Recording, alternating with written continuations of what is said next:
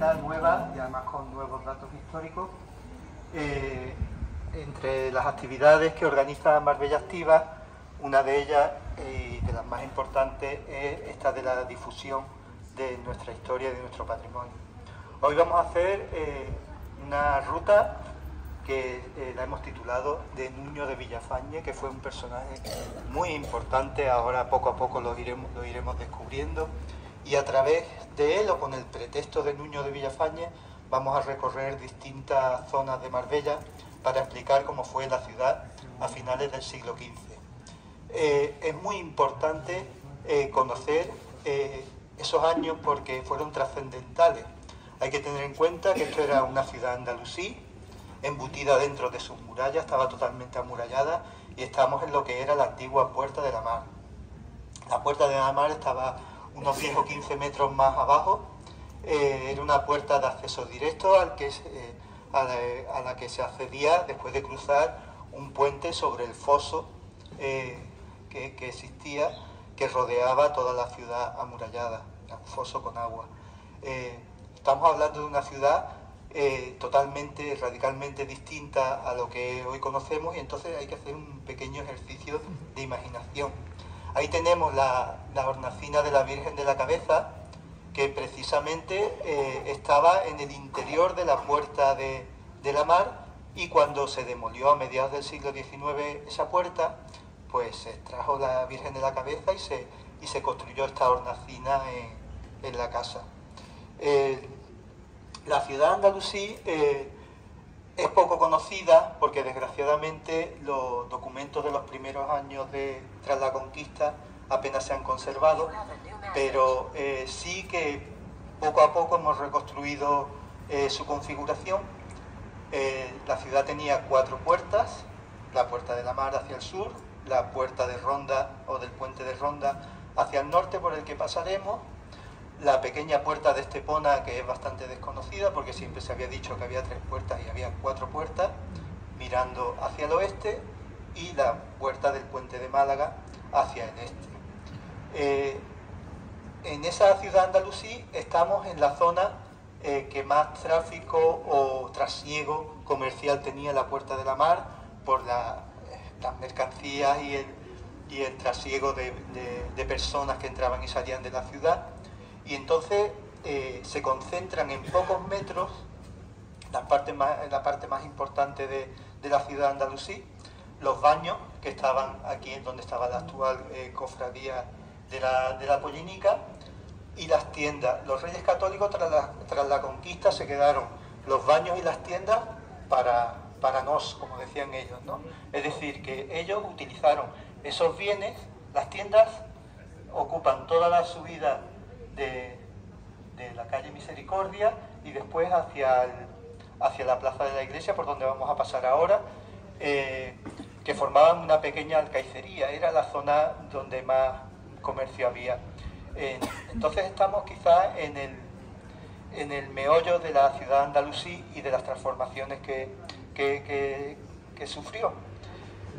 Una de las cuestiones más importantes por la que a mí me gusta hacer estas visitas es porque yo, como historiador, estoy continuamente investigando, y hace poco pues descubrí una crónica hospitalaria de un hermano de San Juan de Dios, del padre Juan Santos, que escribió en 1716 esa crónica sobre los conventos y hospitales de los hermanos de San Juan de Dios, y dedica un par de páginas a Marbella, y entonces aporta un dato sorprendente, y es que afirma rotundamente que el rey Fernando, cuando llegó a la ciudad, entró por aquí, entró por la Puerta de la Mar, no entró por la Puerta de Málaga, ni nada, lo que desmonta totalmente esa teoría que defendió la historiografía franquista, sobre todo, de la humillación de los moros en la Cruz del Humilladero, la calle Fernando el Católico, que era la calle Málaga, la plaza Isabel la Católica, que era la plaza del Puente Málaga, y la calle Mendoza por el cardenal Mendoza.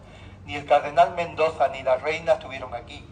Solo estuvo Fernando el Católico, y estuvo varios días después de la conquista, porque los moros, cuando se rindieron, el rey estaba bajando por Algeciras, porque el camino lo que llaman ahora el Camino Viejo de Ronda, que es muy transitado, la Puerta Verde.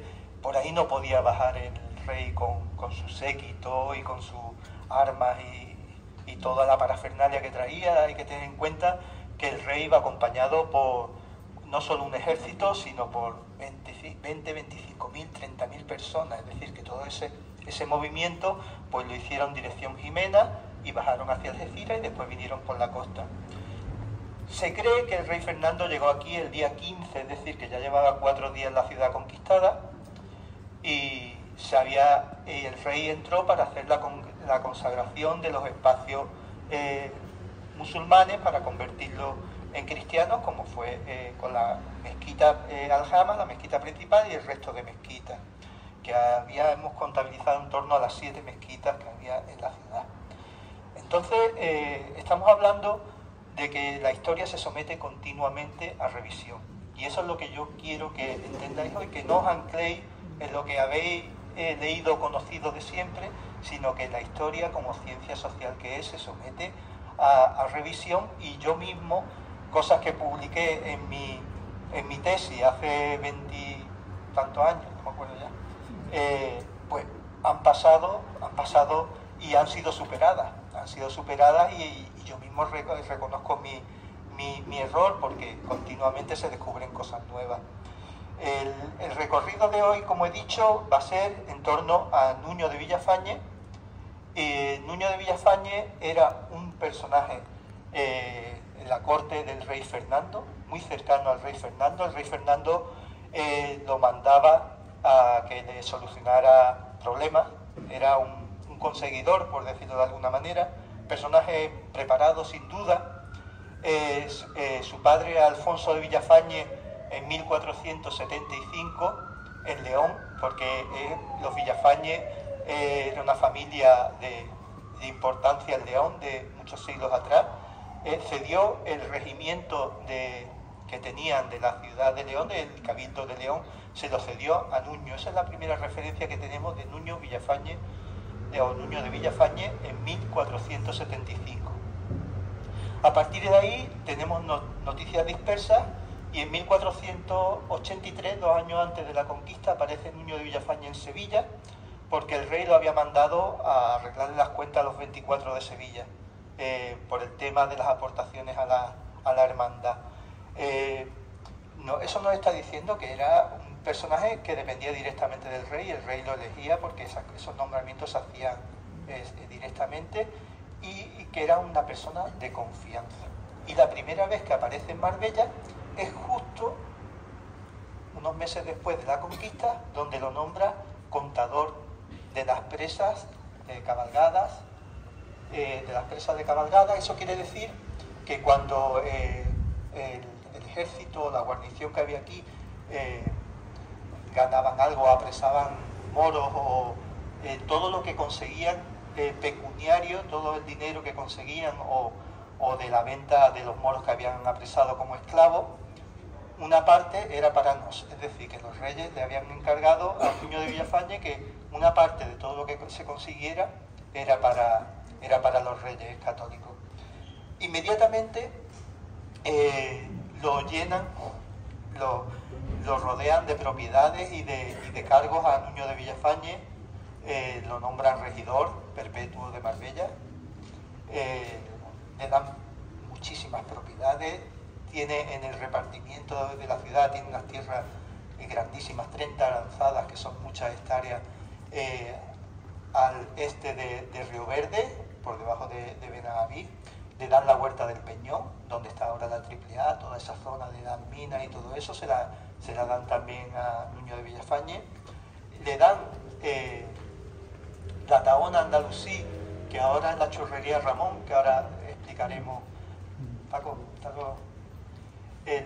la Tahona Andalusí, que es la Churrería Ramón, que después fue horno, eso lo explicaremos ahora después, y allí tenía su casa también, que después lo veremos también, y profundizaremos un poquito más en el personaje.